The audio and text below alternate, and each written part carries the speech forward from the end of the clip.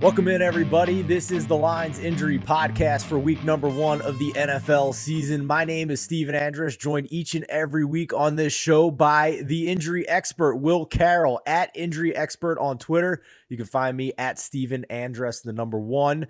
Will, it's week 1 of the season. You would think we wouldn't be all that busy on the injury report front, but here we are, a ton of significant injuries, ones that are moving lines throughout the week, including today on Friday. Let's start with the Green Bay Packers because they are a short favorite on the road against the Minnesota Vikings, and they've had injuries pop up this week with their wide receiver, Allen Lazard, also on the offensive line, some questions around Elton Jenkins and David Bakhtiari. Let's start with Allen Lazard. What can you tell us about that injury and how significant you believe it is? Ankle injury, but it happened an unusual way. It's your basic sprain.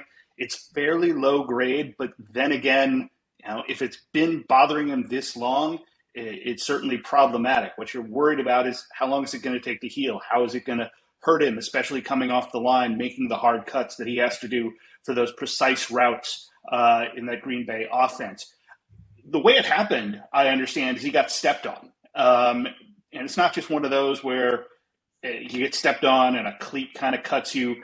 It actually was stepped on and kind of leaned in. So it came external and rotated the foot out and took the ankle medially to the inside, that is. And it's one of those situations where that's going to make it harder for him to get the push. I think this one's going to go right up to game time. So that's one of those on Sunday morning. We'll have to wait and watch and actually put up with a pregame show or two to try to figure out exactly what's going on there. On the offensive line, these are fairly easy. These are both ACL rehabs. Bakhtiari's has gone on forever. He's had multiple complications after that. Played, about 2 plays last year? For Jenkins, he's coming back. His was in like week 10 or 11 last year. So he's, not that far out. They're not rushing him back, but they're still not completely stable. He probably doesn't have full confidence in that. He's definitely going to be braced. I don't think braces are any indication of anything. So many times it's like a seatbelt. If the athlete doesn't feel better with them, then the training staff certainly does. But players have to get comfortable with it. They're not the lightest thing in the world. A whole lot better than they used to be. But for Jenkins, is he going to be comfortable? Is he going to feel it? Is he going to be able to move a little bit?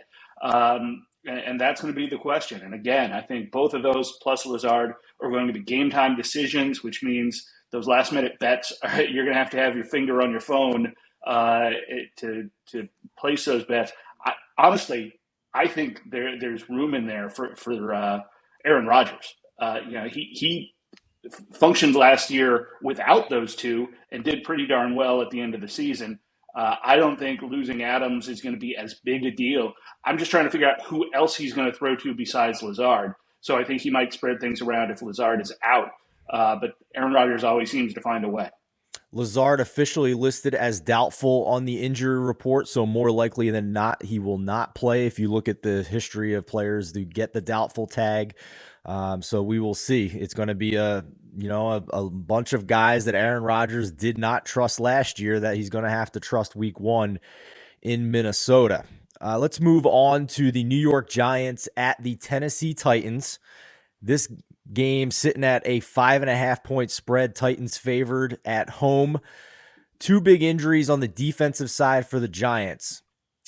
And one of them is their first round rookie, top 5 pick, Kayvon Thibodeau. He has a knee injury from the preseason. Outside linebacker Azeez Ojulari has a calf injury. Both listed as doubtful here, Will.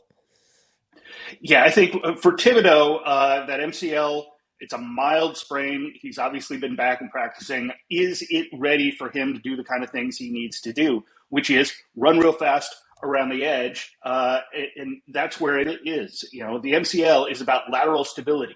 So precisely the thing they're going to try to do to him on every play is the kind of thing that they've got to protect. Again, if he played, and I don't think he will, he would have to be in a brace. He hasn't been without one for a while in practice. On the other hand, with Ojulari, this one I'm very concerned about. What I always look for is scheme and function for a player. Wide receivers don't all do the same thing. It's much the same with defensive ends, defensive linemen, linebackers. You've got to understand what they actually do, and that's how an injury affects it.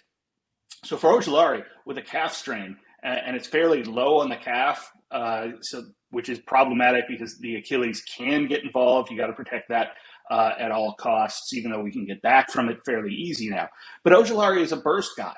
And if he basically can't get out of the blocks, if he can't get those same push off, or if he has to do it off one leg and they learn that tendency early on, then I don't think he can be effective. And if they can't get the rush from both sides, if both of these guys are out as expected, what else do they do? They brought in Wink Martindale to put in a blitz-heavy scheme. You've got to be able to both shut down Derrick Henry, if that's possible. And remember, he's coming off that Jones fracture from last year, but he's looked very good in practice, hasn't shown any problems with that foot, and that normally doesn't have any sort of problems coming back from it. We've got tons of players that have. Julio Jones had it years ago. I always thought that was funny that Julio Jones had a Jones fracture. But back to Ojulari, if he can't get off the blocks, if they don't have any sort of rush from either side, I just think Tannehill's going to have a field day. So I really like the Titans here, even with the line moving up on that. Yeah, for sure. The Titans have a consensus bottom 10 graded offensive line going into the season, but if the Giants' two best edge rushers aren't playing, that's clearly mitigated to a certain extent here in this game. How much we're not sure, and we'll see. Sterling Shepard not on the injury report for the Giants offense, so that's positive. Kadarius Toney looks like he's going to play, so that's positive. So again, this line's sitting at 5.5 after it opened 3 weeks ago at 6.5. Again, the Titans favor at home. Will? Remember, Toney had an injury a couple weeks ago, and they were very concerned about the start of the season. So kudos to the Giants medical staff on that one. For sure. Game with some wild line movement here is the Kansas City Chiefs at the Arizona Cardinals. This one ballooned up from 3 at open to 6. Couple spots it settled back to 5.5. We had a whole big discussion about that on the Megapod. You can find that on our YouTube channel and the rest of wherever you listen to podcasts. That'll be up later today as we record this on Friday afternoon. But the key injury here for the Arizona Cardinals is Zach Ertz. And combine that, remember, with DeAndre Hopkins being suspended the first 6 weeks. Rondale Moore is a little banged up. So Zach Ertz was a big part of the pass-catching core for Cliff Kingsbury a year ago. He has a calf injury. He is questionable for week 1. He did not practice Wednesday and Thursday before getting onto the practice field in a limited basis on Friday. We're talking about a 31, 32-year-old guy. Cliff Kingsbury said he hopes Ertz can play Sunday, quote, in some manner. But, Will, you and I both know NFL teams are very careful with calf injuries because at times we've seen them lead to Achilles. Yeah, exactly. The Achilles does come out of the muscle there. And if you have, as I was saying before with Ojulari, if it's low on the calf, more towards the Achilles than the knee, they do tend to get concerned that the muscle gets kind of thin there. So, yeah, Ertz is going to be an interesting one because you're right. A lot of staffs are conservative. The Cardinals don't tend to be conservative. They're very, there are rules about how you designate people, but they're very picky with that. When they said people were questionable, more often than not, they played, just a little bit to that side. It has to be, I forget what the exact number is where it has to be. But what I am thinking is that Ertz is going to be able to do some things. First, you don't have to cut off that side as hard. You can round those off. You can put them in motion, which they do a lot anyway. There are a lot of ways to mitigate that. Now, the other team knows it, but I've done multiple studies. One was in hockey a couple of years ago, and then another one was in football. Can you actually target an injury? And the answer is usually no, because even if you know that Ertz is probably not going to be cutting to his left as much. It's really tough to process that in game at speed.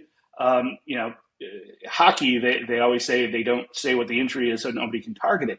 But the study we did back in 2008 showed the players just can't think that fast and play at such a high level. The same is very true of football.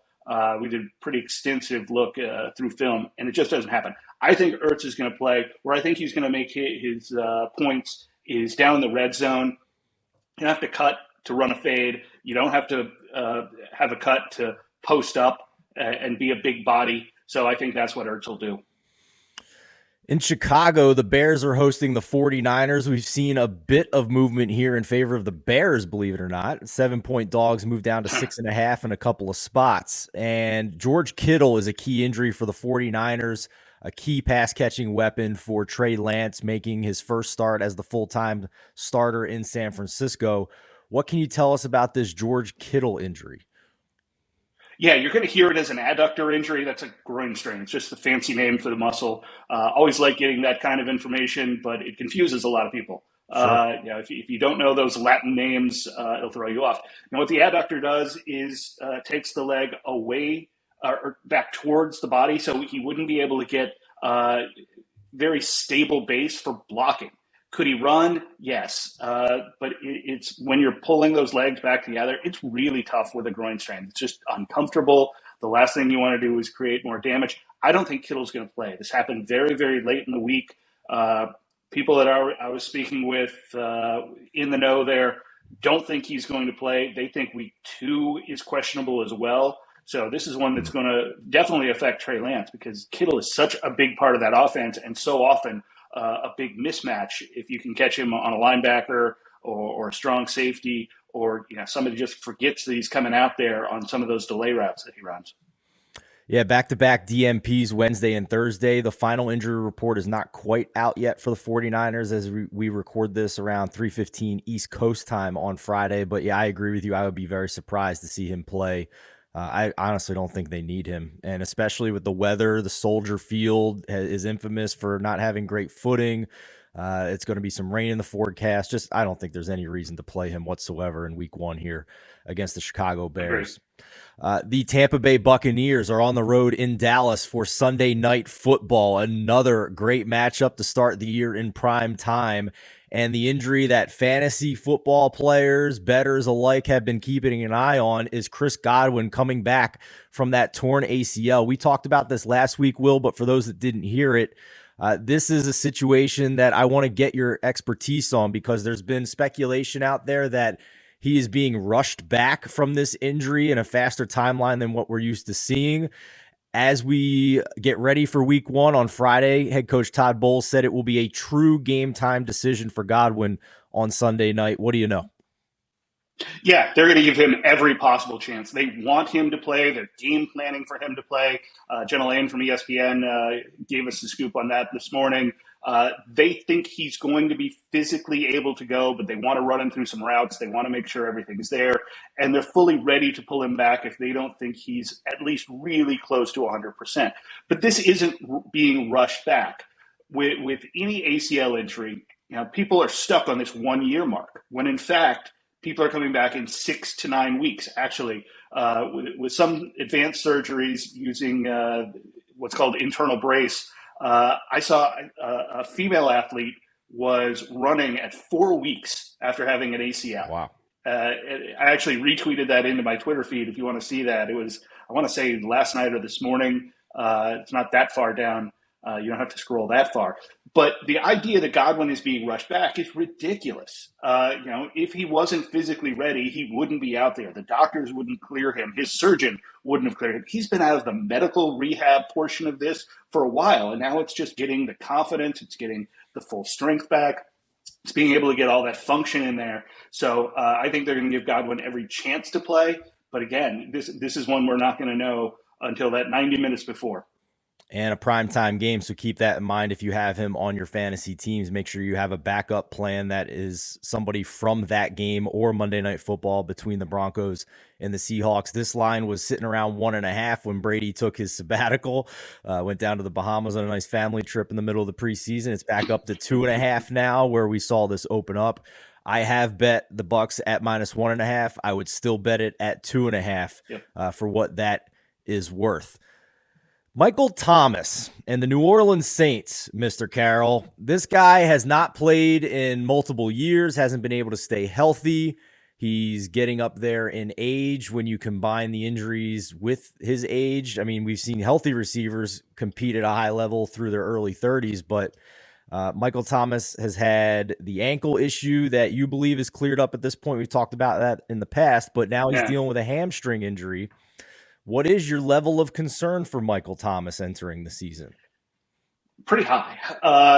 It's not because I think the ankle isn't fixed. I think it was. He's had good doctors. He's had good rehab. The Saints medical staff has cleared him to get back out there. What I'm worried about is that his gait isn't exactly right. And I've tried to find out, did the Saints do any sort of gait analysis? Have they done any sort of force plate analysis? Are there still asymmetries, one side being stronger than the other? Has he compensated for that ankle injury? And by that, if you just put a rock in your shoe and walk around without even thinking about it, you're going to walk differently because your body says, ow, it hurts to step on that rock. Those same sort of unconscious things happen after any injury.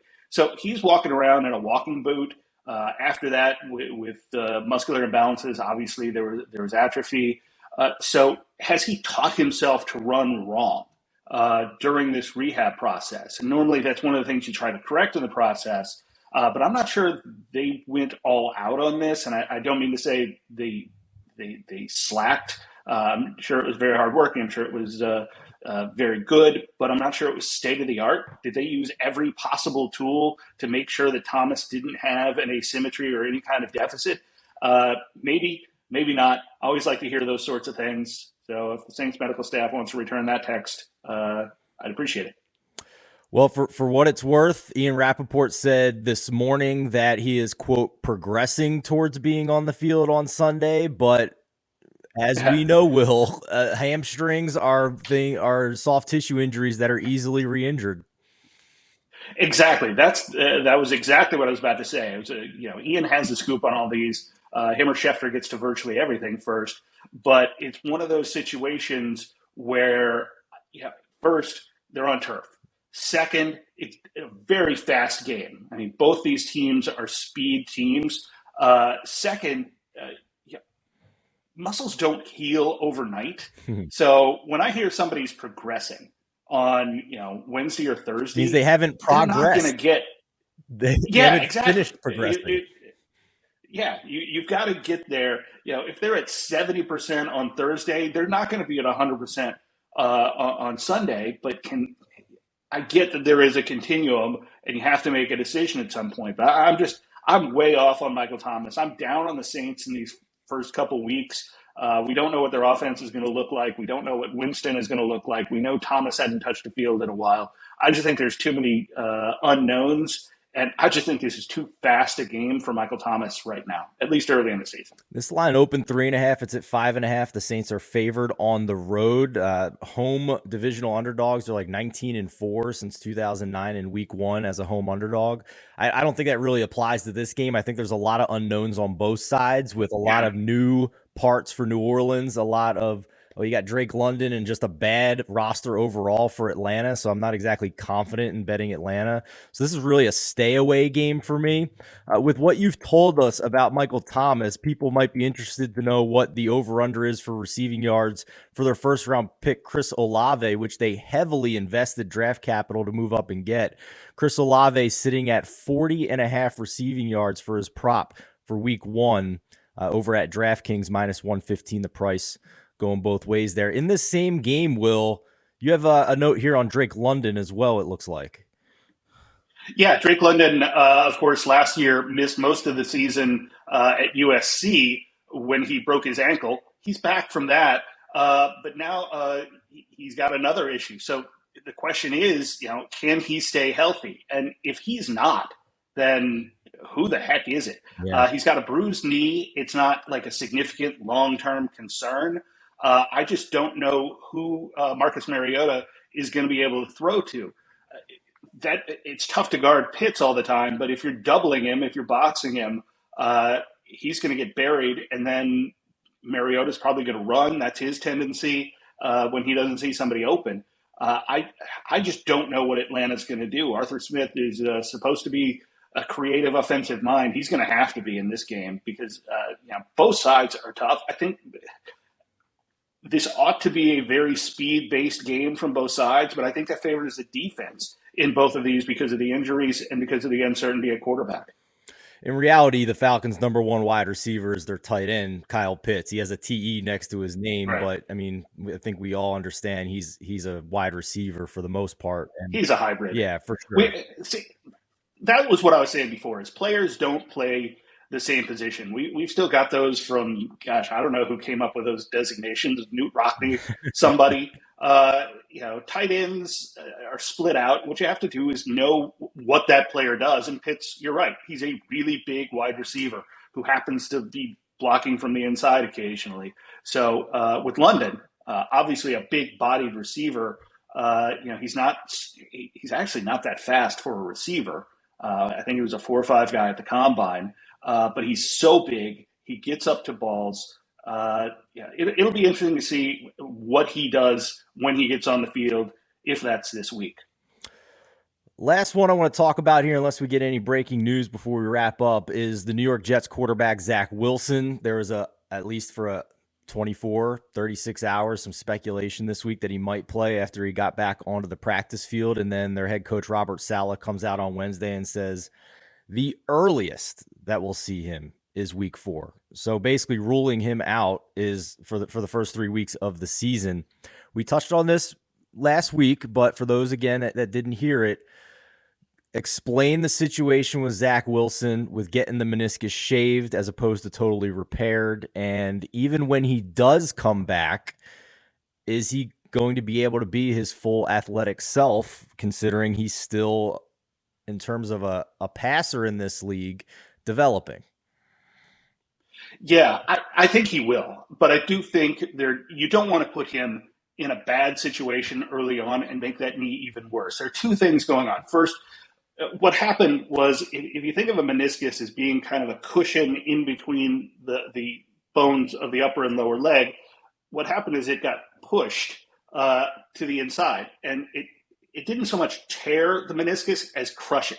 Okay. Is usually what happens. Is it gets kind of caught in between and then twisted, and so it frays and tears. It comes off the cartilage where it's supposed to be. So if they had repaired it, gone in and actually stitched it back together, that takes months to recover from, and it is actually it's better than 50-50, but there are failures to it a lot of times. But he would have, at best, come back in week 10, week 12, somewhere in there. So they had it shaved down. But remember, it's that grinding and movement that happened in the first place caused the bruise that's on the surface of his knee, the under surface. It's actually the shelf of the tibia. So I think the situation here is he's still got pain there. And if he's still got pain there, obviously it's still a little bit unstable. Giving him time to heal up, get the pain out of there, get the inflammation out of there, get him used to a brace that he's going to have to come out there with. All those things happen. And let's face it, the Jets aren't going to win the Super Bowl this year. Are they going to make playoffs? No. They're more concerned about getting him out there healthy, developing. They can let Joe Flacco take some hits for the first couple of weeks. There was one more that popped up here I want to ask you about. The Detroit Lions are a pretty popular team going into the season, not just because of Hard Knocks. Yeah, Dan Campbell covered a ton of spreads last year as a big underdog in a lot of those games, so they have the attention of the betting community. And the best unit on paper for this team going into the season was the offensive line. And right out of the gate, they have issues here because not only did they lose their guard Vaitai to IR for at least the first 4 weeks of the season, their backup guard Tommy Kramer, DMPs in back-to-back days, Wednesday and Thursday, with a back issue, but their center, one of their best players on their team is the one I want to ask you about. Frank Ragnow has a groin injury. He went from limited participant to did not participate between Wednesday and Thursday. This to me sounds like a similar thing we were talking about with George Kittle, the effectiveness of blocking. So if what I want to ask you is, maybe it's this week, maybe it's the next, but when you have a groin injury like this, how long is it going to take for him to get back to 100%? And is it a significant loss in effectiveness as a center blocking when you have a groin injury? Absolutely. Absolutely. It's tough. First, you got to get a stable base, and that's difficult with 300-pound men pushing at you. Second, you got to be able to move. The center especially, he's got to get down, he's got to snap the ball, he's got to be able to pick somebody up, he's got to come off and help. If he can't shuffle, which is exactly the kind of thing that the groin does, the abductor and the adductors are what allow you to move side to side. With a groin strain, I think that's going to be really tough. I just can't see him being effective. And remember, beyond Vitae being out for at least the next 4 weeks on IR, Tommy Kramer picked up a back injury. I was told it was just back spasms. But when a backup is hurt too, when you're going down 3 or 4 guys on your depth chart, there's a reason those guys are third or fourth on the depth chart. I know all the football coaches love next man up, but you're losing talent. You're going down the list. There's a reason these guys are fourth, fifth, third, wherever they are, but down the list. Anytime you're losing talent, it is not helping your team. Sure, you got to have a basic level of talent to be in the NFL. These guys are high-performing athletes, but you do lose talent when you're down the list, especially to your last guy. When you're pulling guys up off the practice squad, that's when it really gets tough. The Eagles absolutely loaded an elite defensive line as well. Jared Goff, 32nd among quarterbacks last year in terms of EPA per attempt when pressured. That is not a situation you want Jared Goff in for week 1 of the season. It is my favorite bet of the week. I have bet the Eagles at -4. This line opened -4.5. It initially came down to a juice 3.5, and now with these injuries, as of Friday, we're back up to the original 4.5 here. So the market is rejecting the Lions as a good bet as we get closer to kickoff here, as limits go up. Will, any final thoughts here before we wrap up? With the Eagles, I think if there are any sack props out there, this is going to be the one you want. I'm way off. I was looking at the numbers on Goff, on St. Brown. I actually pulled him out of my fantasy lineup on Swift. All those props are just too high against the defense without that line. And all of them seem to have been assuming a high line and haven't been adjusted enough, in my opinion, yet. The thing to remember going into week 1 is it used to be that by the start of week 2, we had half of the injuries we were going to see. That hasn't been the case over the last couple of years. Now, obviously, the last couple of years haven't been normal. It's been pretty normal this year. So we've seen the normal number of ACLs. We've seen a slight reduction in concussions. But are we going to see the pattern we saw the last couple of years where injury peaks didn't come until week 6 or 7? Or are we going to get back to it was mostly the practice guys? We haven't had a really big name, season-ending injury yet. So I'm keeping my fingers crossed, hoping, like the medical staffs are, that we don't have a big one in week 1, but it always seems we do.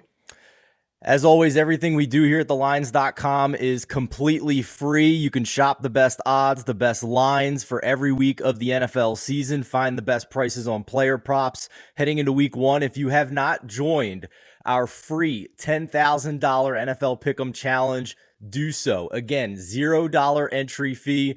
If you're watching us on YouTube, you can find it in the description. If you're listening on audio, you can go to play.thelines.com. Very simple. Pick 5 spreads every single week. Top 3 are going to win at least $1,000 in cash. The champion will win $3,000. We will give out $500 prizes each quarter of the season as well. And also some great prizes along the way, some swag if you beat our experts on the line staff. For Will Carroll, I'm Steven Andress. Best of luck in week number 1 of the NFL season.